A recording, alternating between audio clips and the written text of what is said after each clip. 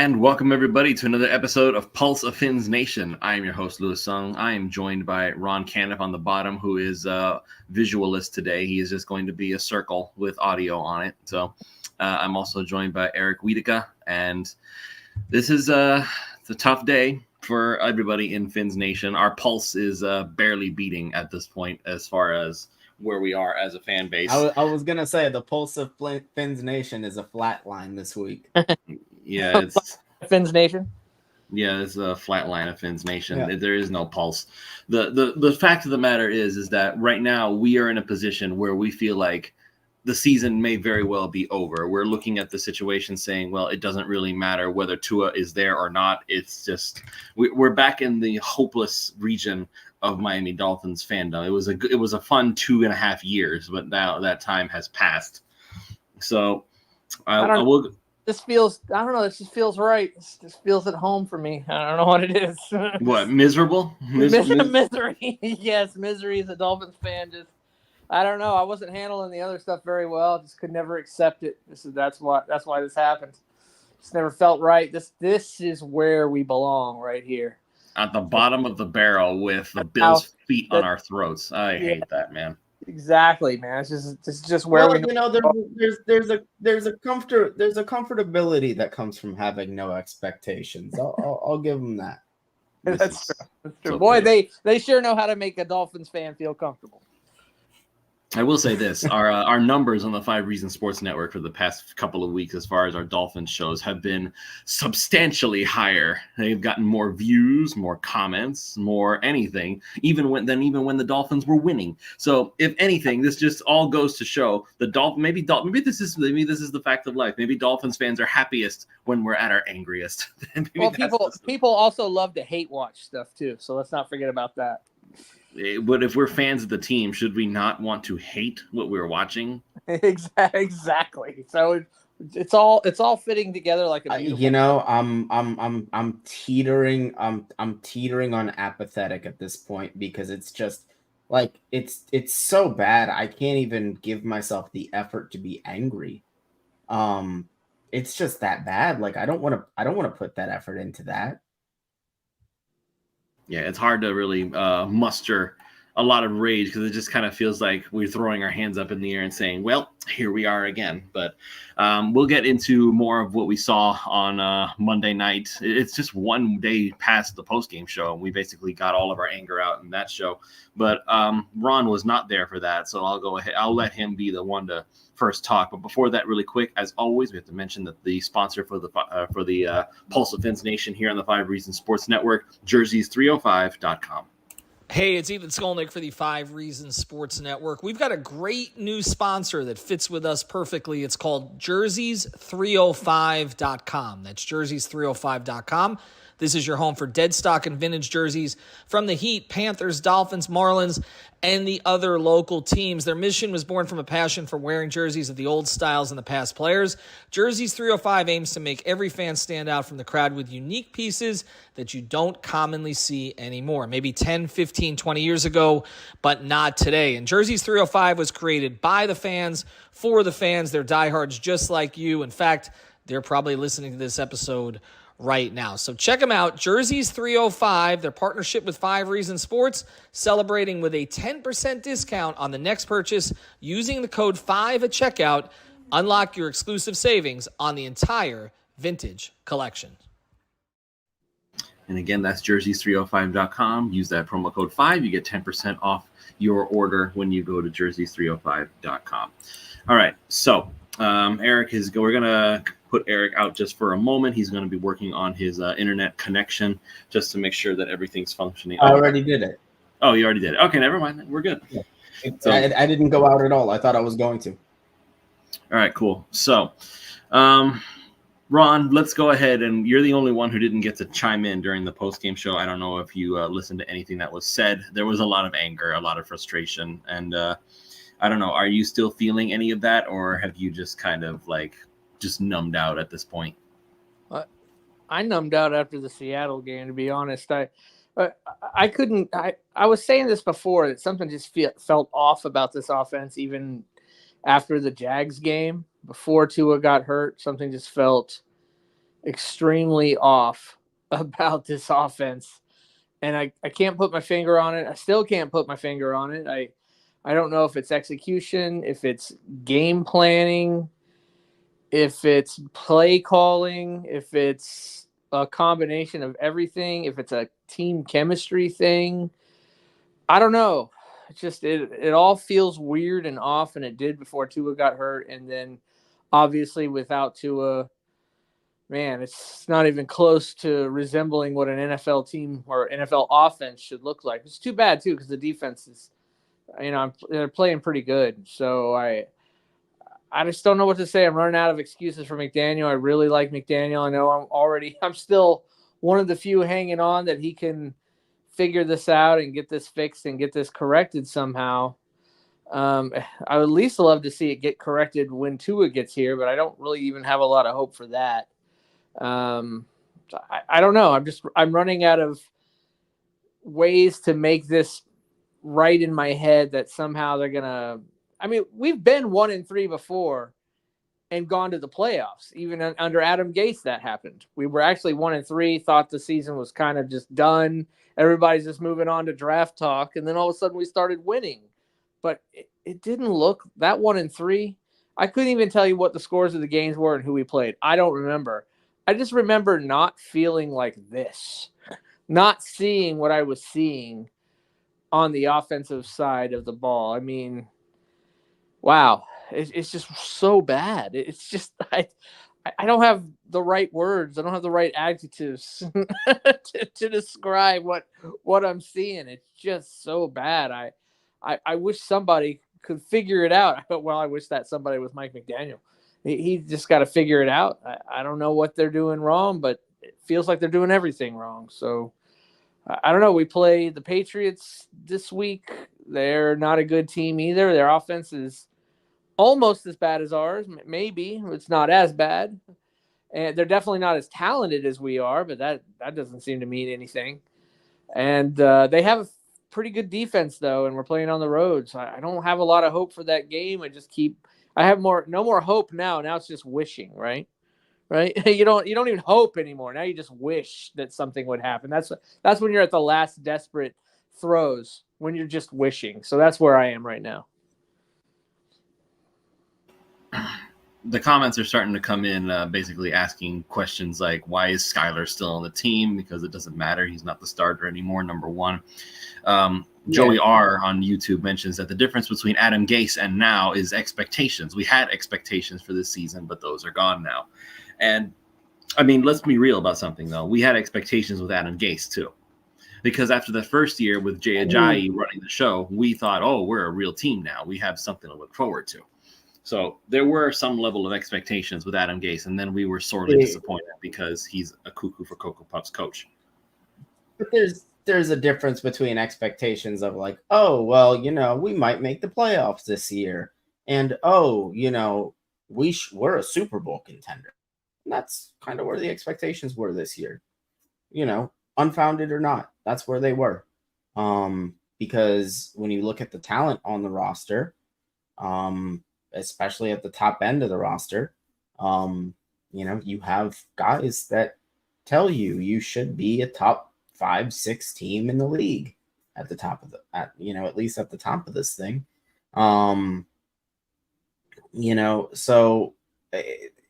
if they go on a run and they make the playoffs, it'll be nice, but it'll still be disappointing because, those Adam Gase teams were kind of like, they were just the little engine that could, and nobody really, you thought maybe you could make the playoffs, but nobody really thought Ryan Tannehill was taking them to a Super Bowl. So it was just kind of like, oh, well, maybe we make the playoffs. That'll be fun. There were actual, real, tangible expectations this year. They're gone now. I think they'll be even further eschewed when they lose to the Patriots on Sunday. And God, that can we just talk about how bad that game's going to be? What's the over under in that one? Like 16, 20? I don't know. Realistically, I'd say it's probably, if you're talking about betting, they'll probably put it like 31. I haven't seen it. If I just had to throw a number out, it's like probably 30, 34 or something like that. So I'm trying to pull something up here. So right now the money line is Dolphins minus 110. Bet 110 to win 100. Patriots minus 110. Bet 110 to win 100. Okay, so let's pick them. The over under is 35.5. Basically, okay, here we go against the spread. Dolphins +1, Patriots -1. Yeah, that's the 110. Yeah, so 35. There you go. That's about what, 17.5 points a game. Did I do that math right? I hope I did. Yeah, 17.5. 5. I mean, it boggles the mind that we're in this position again. And this is after 2 years of having the top offense in football, or at least one of the top offenses. It's truly befuddling how we've managed to get here. And at the same time, I really feel like this is predictable, because I've been saying this, and I know that Coach Eric Smith somewhere, maybe he's listening to this right now, and he's about to chime in the comments saying, oh, here Lewis goes again, harping on this. But in Dade, talking about he gets the people that say the O-line isn't the biggest issue, and I tell those people that O-line can't be an issue if you want a sustainable offense. They have to be good, not enough or okay. They actually have to be good. Whether you like it or whether you want to believe in development of players, or whether you want to hyperanalyze the film and see what went wrong where, and where you want to adjust blame, or where you want to place blame, if you want to put it on Julian Hill or Durham Smythe for missing a guy and not being able to properly adapt to the scheme, because now that the tight ends aren't blocking, all of a sudden offensive linemen are being asked to do more. Good offensive lines get asked to do more, and they step up to the plate. They are not like a Liam Eichenberg who spends almost every other play sitting on his tail because he got knocked down. That is not indicative of a good offensive line. It just isn't. We lost Robert Hunt. Whether you think that he was overpaid by the Panthers or not is irrelevant. You lost Robert Hunt, and your replacement is a man who barely even turned out to be a decent backup center. And that was after we had literally spent every other position trying to find his sweet spot. They tried him at every position imaginable, and then they finally settled on a position he had never played before, and that was literally the only way that he looked even remotely good, was as a backup center. So then you switch him out to right guard, and he has proven to not be a good player. And I don't care what the PFF grades say. According to PFF, apparently Eichenberg was the highest rated Dolphin all night at 65.5, which, by the way, in and of itself is not a good grade. But Liam Eichenberg is not a starting caliber right guard. At best, he is Jesse Davis. Again, Jesse Davis on his good days. He's Jesse Davis on his good days. That's still not good. Jesse Davis was a backup at every position you could ask for, but he wasn't starter level caliber. He just wasn't. And now you take Isaiah Wynn, who, by the way, is still nowhere. I don't know where he is, but Isaiah Wynn. More like Isaiah, when is he going to see the field? When is he going to see the field? Yeah. But even then, Isaiah Wynn, for the first couple of weeks, he was the left guard for the Dolphins, and it looked good. He looked like a good, solid player. And the Dolphins offense benefited from having that ability. Connor Williams is the center. Connor Williams is a really, really good center. There's no doubt about it. And now he's doing it for Seattle instead of Miami. But regardless, this is not a knock on Aaron Brewer. He's probably one of the more consistent guys that there is, but there is a size problem there as far as his level of strength. Tavondre Sweat basically had his way with everybody on that offensive line for the most part. Like, that dude is just like, you thought Patrick Paul was big. Holy crap, this guy Sweat is monstrous. Like, they just keep getting bigger. Pretty soon you're going to have, like, Goliath from the Bible out there playing football, and it's like, my God, man, you can't get much bigger than that. But my point being, once again, you have to, oh, hey, Duke is in here. Prayers to you and your family, Duke. He actually lives in North Carolina, so Kane Helene went out there and just wiped out Asheville. So, Duke, prayers to you and your family. Hope everybody gets on their feet over there as soon as possible. All right. With that being said, again, I feel like that the key to any offense being sustainable, being solid, being any semblance of good, you have to fix the offensive line before everything else. Everything. Think back briefly, because all we think about when we think about Patrick Mahomes is how he's won every Super Bowl and he's probably on the fast track to winning this year's Super Bowl and probably the next one after that. Like, he's just never going to be stopped ever again. Like, nobody can stop him. They lost one Super Bowl. I can't even remember who it was. He lost to Tampa Bay, right? It was Tampa. Yeah. Right. Tom Brady and the Bucs. Right. He lost to Brady. What was the one thing, the only thing that Chiefs team was missing that one year? They didn't have a good offensive line. Mahomes was running around trying to make something out of nothing, and the Buccaneers were all up in his business. That was a health thing, though. They had like 4 starters missing for that Super Bowl. Regardless, the point was they did not have a good offensive line in that game, and that is what cost them the Super Bowl. So instead of just saying, "Oh, we'll get healthy next year and we'll try again," no, that's not what they did. They went out and they doubled down on all of their talent in that offensive line room. They went and got Creed Humphrey. They added some more bodies, some more really talented bodies. They didn't grab a backup to back up their starter if something happened. They went out there and they made their starter compete for the job from the last year. And they completely revamped their whole O-line. And now it doesn't seem like anybody can stop Kansas City. That makes a difference.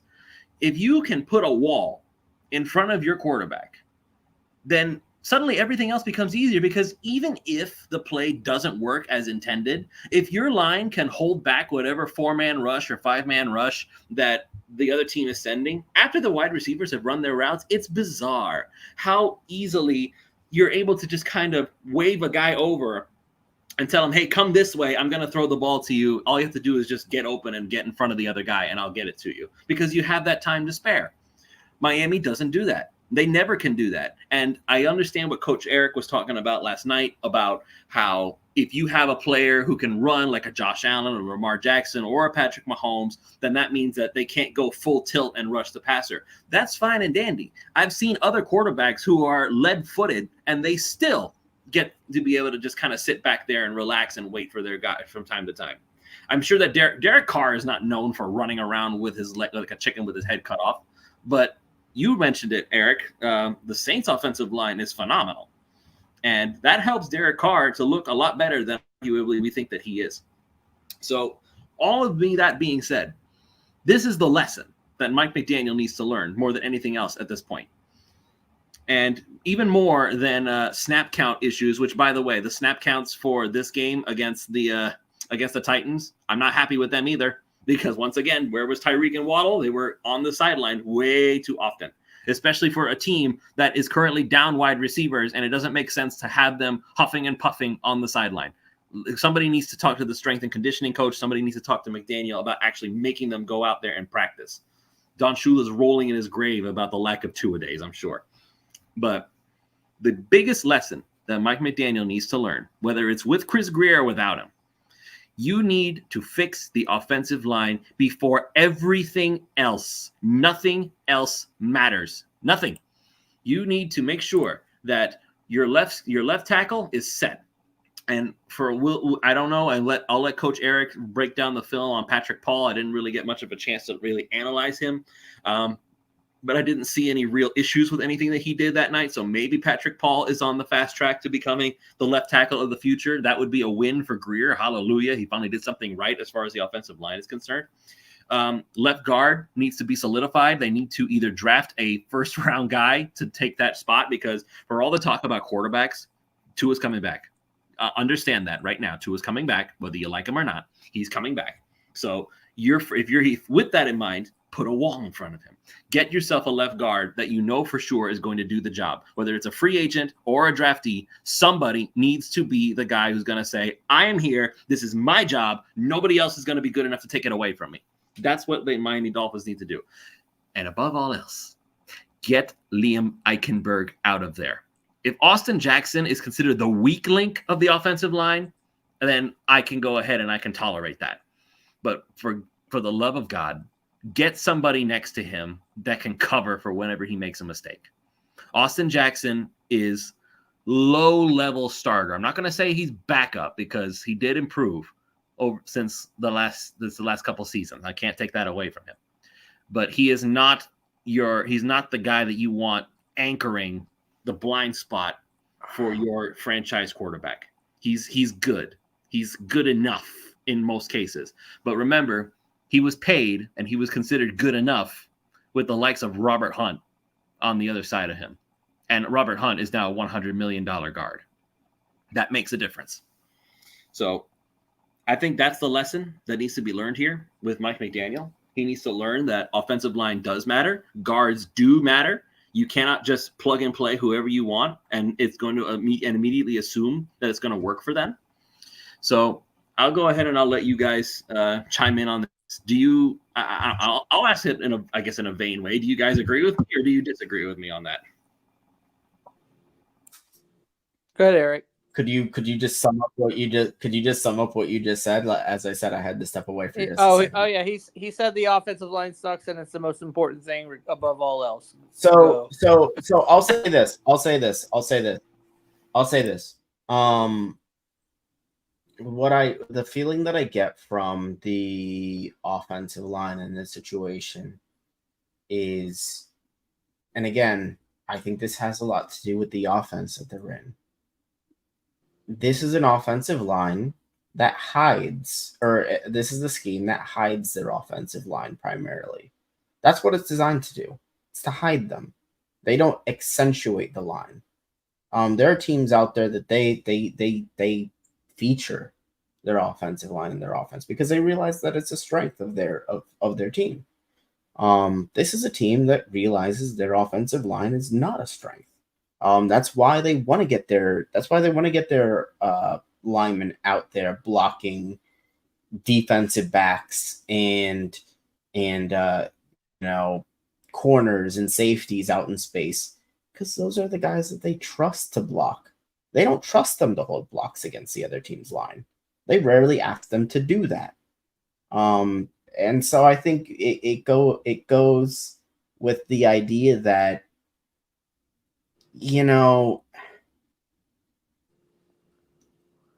it handcuffs your offense as well, because it really limits the things that you can do when you have to, have your offense in that way. And so I think that until they get an offensive line to where, sure, on film, it might not look bad, but then when you kind of peel the layers back, you're realizing, okay, well, they're getting the ball out in 2 seconds. And okay, well, all these outside runs are getting lots of yardage because you're isolating your guards onto corners and safeties. And so you you realize, okay, well, this is an offensive line that is they've got training wheels on, essentially. And when you look at the best teams in the league, you look at Kansas City, you look at Philadelphia and their offensive line, although they're not too great of a situation this year, but they've been a good situation in the last few years. You look at New Orleans this year. You need touchstone players at that position, right? We all know San Francisco. You can go, oh, Trent Williams. The Dolphins don't have a Trent Williams. Really, offensive line is very simple. Offensive line is very simple.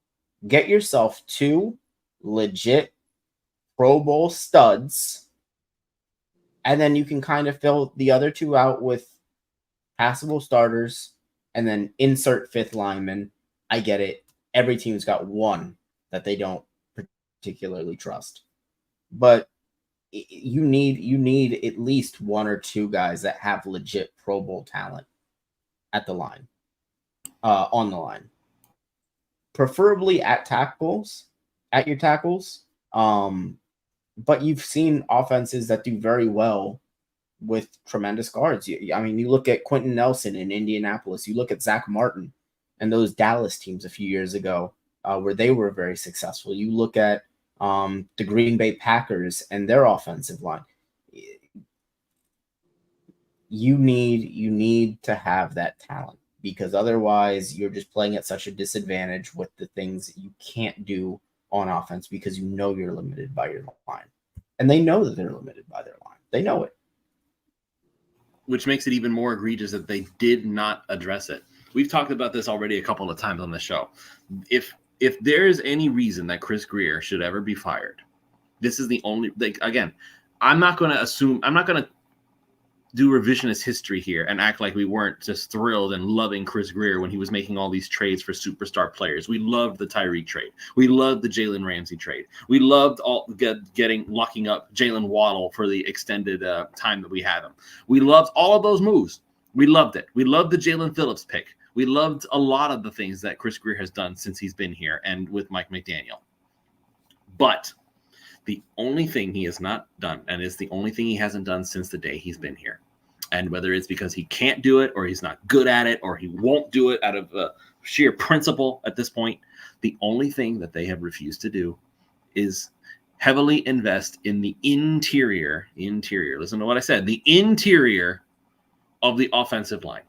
They won't do it. Every opportunity that they have had to do it, they have refused to do it.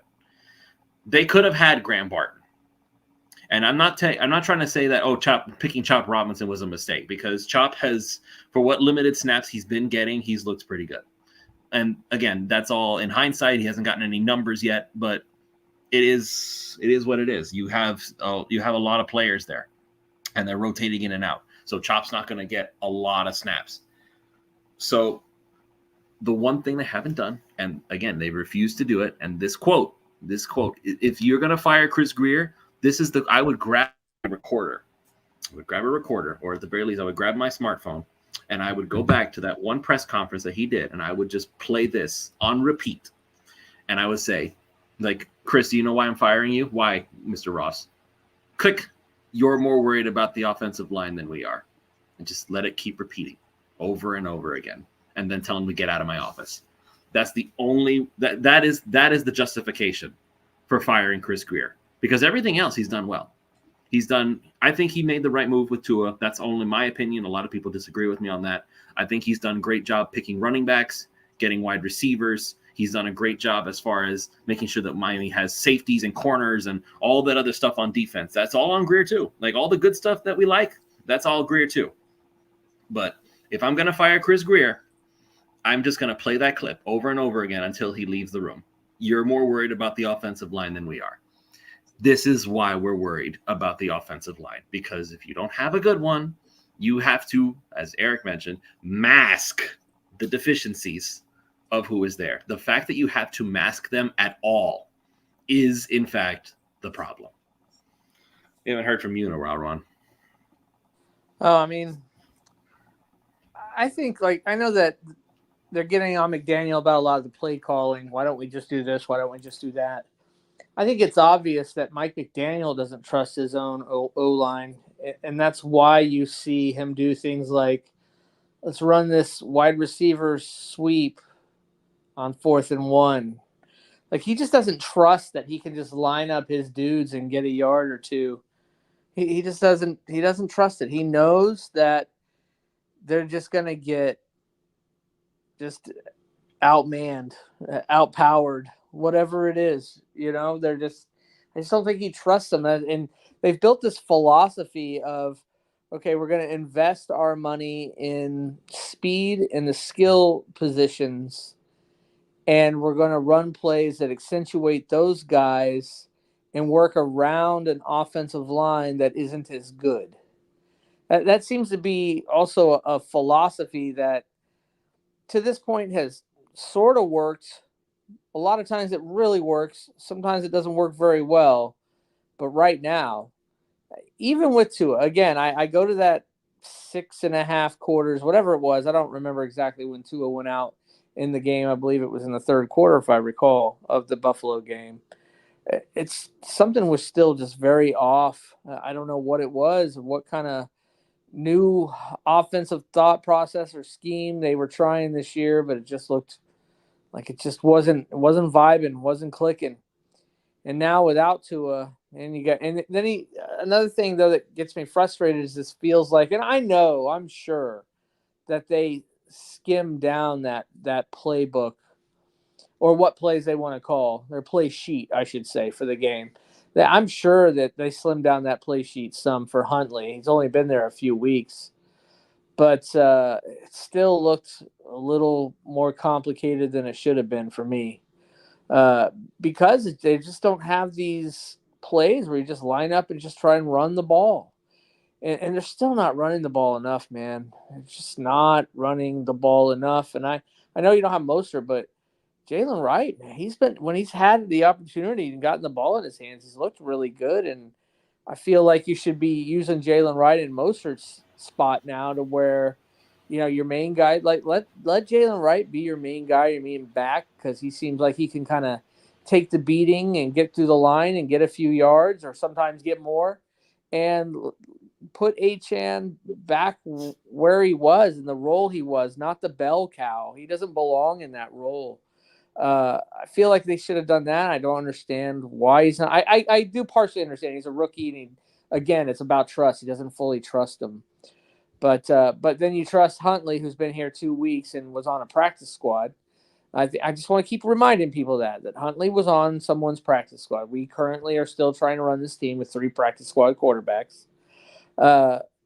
You trust him to try and run all these plays and all this timing, and you kept seeing all these illegal motions or illegal shifts. Those were completely on Huntley, because he was snapping the ball before everyone was set. They need to, if you have multiple guys in motion, they have to be set for a full second before you're allowed to snap the ball, and that wasn't happening. That's why you kept getting those. But then on the other hand, why are you still trying to do all these motions and all this complicated stuff when you have Huntley out there and you know that he's not ready? So you could say it's on Huntley. Yeah, it's on Huntley in the moment, but then it's also on McDaniel for putting him in that position to have to be so good at this right now when he's only been here 2 weeks. So it's just such a combination of things that are just cascading into this huge problem and causing all these issues. All these things we're talking about are valid things. What you're talking about, Lewis, with the offensive line just simply not being good enough is part of the problem. And them not using and us missing some of our, not having OBJ, not having Craycraft, that is also contributing to the problem. And the way we're using the backs is contributing to the problem, and trying to expect too much out of Huntley this early is contributing to the problem.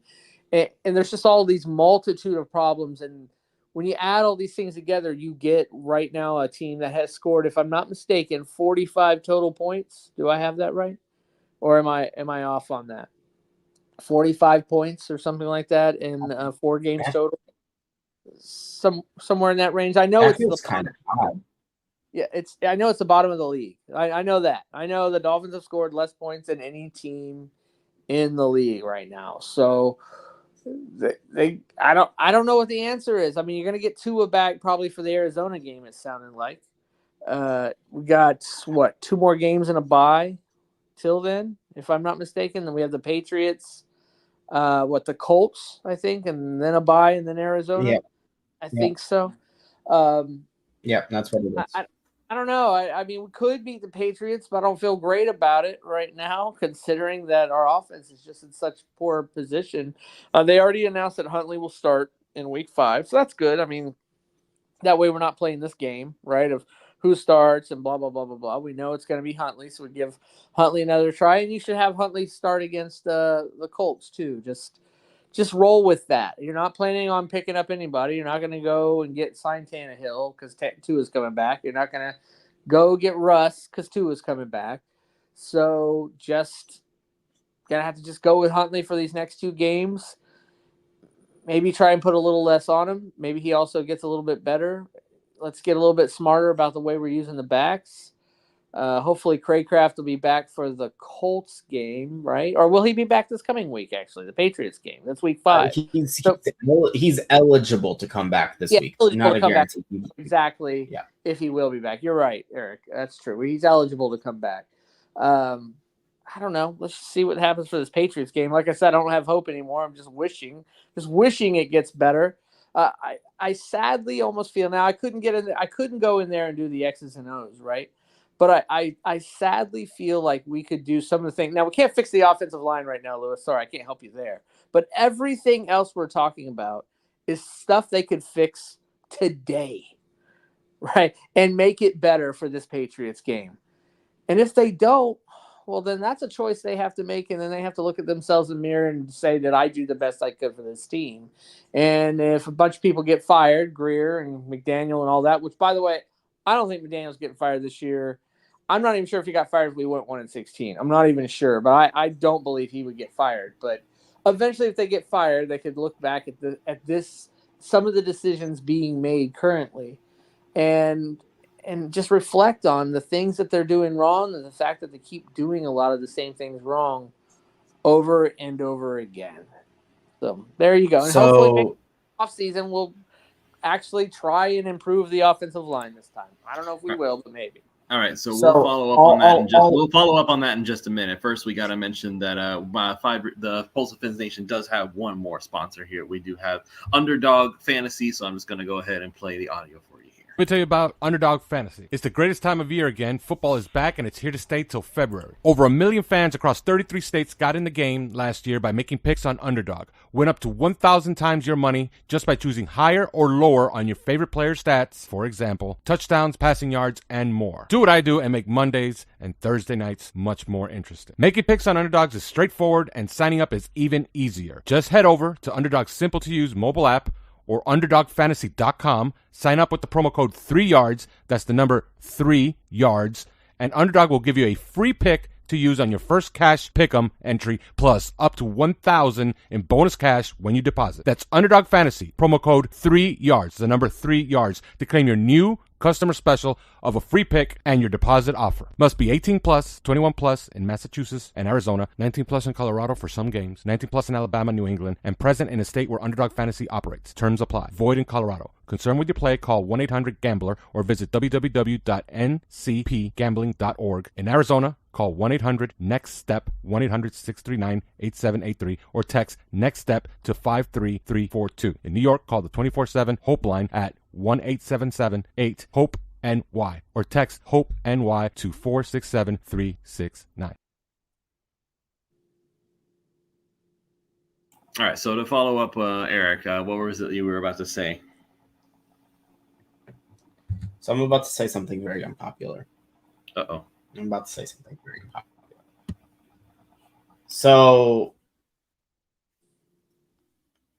I don't think that the Dolphins have purposefully tried to neglect the offensive line. And no, I don't think so either, though, Eric, but that's what makes it worse. There's evidence to that degree. You sign a Teron Armstead, who you were warned. You were warned about the injury history with him, and it's played out exactly how everyone who doubted that signing said it was going to play out. You draft a Robert Hunt. Good job. Don't extend him. You sign a Connor Williams. You get some bad luck when he breaks his leg. That's the real frustrating part of this is, it used to be that Greer didn't know how to put together an offensive line, but I think he's better at evaluating line play than a lot of people give him credit for, because he brought in guys that we can all admit are good. He just brings in guys that are just prone to injury all the time. Isaiah Wynn, they found him off the street, and when healthy, he's a decent NFL guard. But that's the problem. You can't rely on when healthy, and that is everything that this team is when healthy. From your quarterback to your line, to your receivers. Tyreek Hill always has a hamstring, dehydrated. You got Odell Beckham as wide receiver 3 in that room. It's all about if healthy, and if anything, that's this season or the last few seasons really has proven that is a gamble that you will lose every single time. You cannot just, we're talking a lot about wishing. You cannot just wish health into existence. Doesn't happen. Doesn't happen. Past performance predicts future results. If you have a guy who history tells you has a long history of injuries, aging doesn't go backwards. It only goes forwards. Chances are, it's not going to get better. 99% of the time, it does not get better.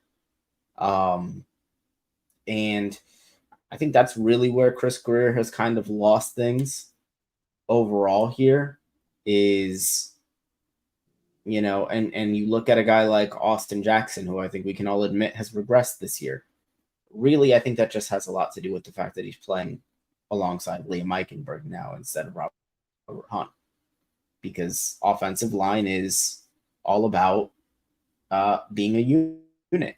And when you've got guys that, are holes in your line, guys feel the need to cover for them, which leads to, a lack of discipline in your assignments, which leads to breakdowns, which leads to sacks, which leads to drives that end. And I think that that's probably where Chris Greer has lost the plot along the offensive line is at arguably the most physical position in football. You need to have guys that you're going to trust can be on the field. And that's certainly an issue that Miami has had for quite some time. That's also that's just another factor of the physicality aspect of things.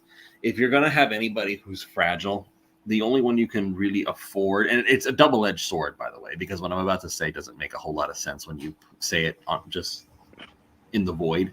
But if you're going to have one player who's fragile on your team, it's pretty much your quarterback. But the idea is that it's your job to make sure that your quarterback stays intact. That is your job. Make sure that he doesn't end up getting clobbered all the time. And if he is getting clobbered all the time, then either your quarterback sucks on his face or he is getting unreasonably beat on. Tua is the latter. Tua has to get the ball out in 2 seconds or less, or it all explodes. That's not sustainable. We've been saying it's not sustainable. And the idea of acting like this is something that is okay, that this is just how the offense is designed to run, that's a dangerous thing. Ron, I keep coming back to you. You're the Alabama guy. Did Tua have to get the ball out in 2 seconds or less, or everything exploded when he was in Alabama? No, man, but that you can't even compare like that Alabama. I'm not talking about offensive line. I'm talking about just the offensive scheme in general. Just was Tua allowed to sit back there and actually look for an open guy, or was it 2 seconds or he's sacked? Yeah, of course. Of course. And they ran a lot of RPO as well. And, you got to think about the guys he had on that team as well. And they had a good offensive line. And, they had Leatherwood on that team. And I'm trying to think of a few other guys they had. But, yeah, it's apples and oranges, though, honestly. But, no, he didn't have to get rid of the ball in 2 seconds. I mean, he always has had the quick release and quick decision-making. But it wasn't mandatory. No, of course not. Of course not. It was not. No. And that's the big difference is that with Miami's offense, it is mandatory. You have 2 seconds to figure out who you're going to throw the ball to, or you're toast. That is not okay. I don't think let's talk about the 49ers. Brock Purdy, Mr. Irrelevant, the very last draft pick. He looks like a great quarterback. Well, at the very least, he looks good enough that you can go to Super Bowls with him, quite literally, in fact. Brock Purdy is not some superstar talented guy. He just reads the field and finds the open dude. Does he have 2 seconds or less? Or does his offensive line hold the line long enough for him to be able to find a guy? I haven't looked at this year's numbers, but last year they were up there with closer to us with – but it's just a design of the offense too, Lewis. It's not just again, the team is designed around the way the offense is designed. We want to get on Greer. Oh, he put a crappy offensive line. But this is all part of the design of what McDaniel wants. He's like, give me some tackles and a center. We'll make do at guard. I need speedy wide receivers. I need this at running back because I'm going to run my offense like this, and here's why. So then Greer goes to he goes to analyze and figure out the talent he needs to implement what McDaniel wants to do on offense. He's not giving McDaniel players and saying, here, I want you to run your offense like this. That's not how it works. McDaniel is as much to blame as much or more to blame in what types of players and offense that he has as Greer. Greer's job is to get him the players and to find the right guys, but it is McDaniel's desire to have an offense run in a certain way, and he says, I need this and I need that. So, and you can't have 11 Pro Bowlers, so you're going to have to make some sacrifices somewhere, and then different teams decide to do that in different ways. Do I want a stronger offensive line, and maybe I don't spend as much on receivers, or maybe I'm bigger on tight end and one good receiver and the other receivers can just be meh. Maybe I want more bigger receivers that are just more possession guys. Maybe I want more speedster, small, short guys. Maybe I want running backs who are bigger and bulkier can just get you those 3 yards. Maybe I want running backs that are more scat back. Maybe I just need big old giant guards and we're going to run power all day. Maybe I need smaller guards that, that can pull and et cetera, and so on and so forth. There's all kinds of different ways you can design an offense, but bottom line, your GM should be going, unless your GM and your coach is the same person, which most teams in the NFL are not doing it like that anymore. That not many coaches have total control. A few do.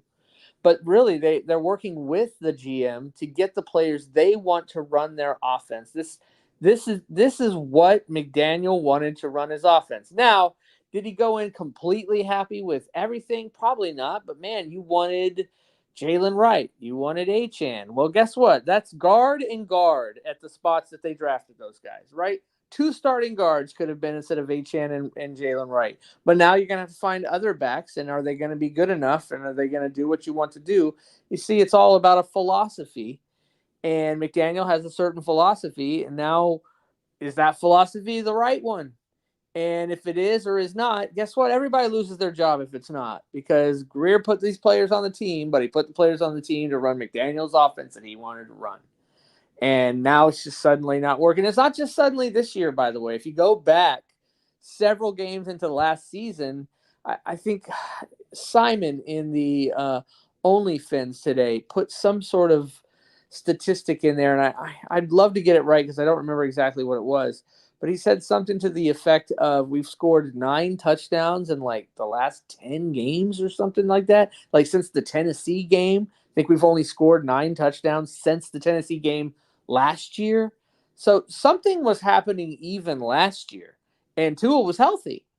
So there's definitely something going on there. And the NFL, how about this? The NFL has figured out Mike McDaniel's offense. I can say that feeling 100% confident, even beyond the injuries. The NFL has figured out McDaniel's offense. Now, is McDaniel good enough to adjust and figure out what they figured out so that he can take the advantage? And so far, he's proven not up to that task. He has the rest of the season to try and do that. Let's see if he can. Every single game, I'm a little less hopeful, right? A little bit less. Okay, but think about how you just worded that, Ron. You said that the NFL has figured out McDaniel's offense. That 100%. means, understand, but what you just said means that in order for the offense to function again, he basically has to start over. Because when you figure out an offense, when you understand the basic philosophy of how the offense works at its core, that means that it doesn't matter what new wrinkle you add here. If you make Tyreek run this way instead of that way, it's not going to suddenly change the whole dynamic of how the defense plays you. That's not true, Lewis. The way you design plays and then design plays off of those plays and design plays, I should say, off of the different formations is all about the way the offense is designed. And you can have the same formation and run multiple ways off that based off what you see the defense is doing. You have to be good enough as a play caller and a play designer to realize, hey, this is how teams are now defending us. If we just do A, B, and C, that'll help. And I do believe McDaniel.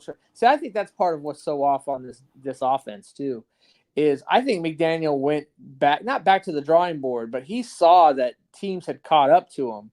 And so he decided, we're going to do more sideways, left to right. We're not going to do as much down the field stuff. We're going to pretty much, what he's trying to do is, we're going to force teams to play us this way. Since he's trying to Adam Gase his own offense. Now he's trying to make he's doing the right thing of making the adjustment to get them to get off of what they're doing so he can go back to what he wants to do, and that's throw the ball deep down the field in the middle. Number one thing McDaniel wants to do is he wants to use the middle of the field, and he wants to go deep. That is the number one thing he wants to do with the offense, and as soon as teams start taking that away, he is now trying to figure out in the offseason, well, what can I do to make people have to they're going to have to cheat up the safeties.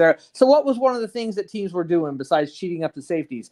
They were bringing the linebackers back deeper into the backfield as well to clog up those lanes in the middle. We saw that happening in 2022 San Fran. Remember how deep those linebackers were getting? It was completely messing with the offense, and teams started to pick up on that. So they started to do some other things, and then teams started to pick up on that. So now all of a sudden he tries to go, we're going to go more sideline. We're going to throw short passes. We're going to go more stuff behind the line of scrimmages and all that stuff. But for whatever reason, and I am not an X's and O's guy, so somebody that could dig into these first 4 games, and that's what really tells you what you are as a team, those first 4 games, right, could tell us why the hell it's not working beyond Tua being hurt. But those first 6 quarters that Tua wasn't hurt, it still wasn't working. And I don't know why. So it's up to McDaniel to figure that out. So he is everybody thinks, oh, he's not making adjustments. He's just doing the same thing. Yeah, you're confusing play calling with play design. It's 2 completely different things. The play calling we can bitch about all day, and I agree.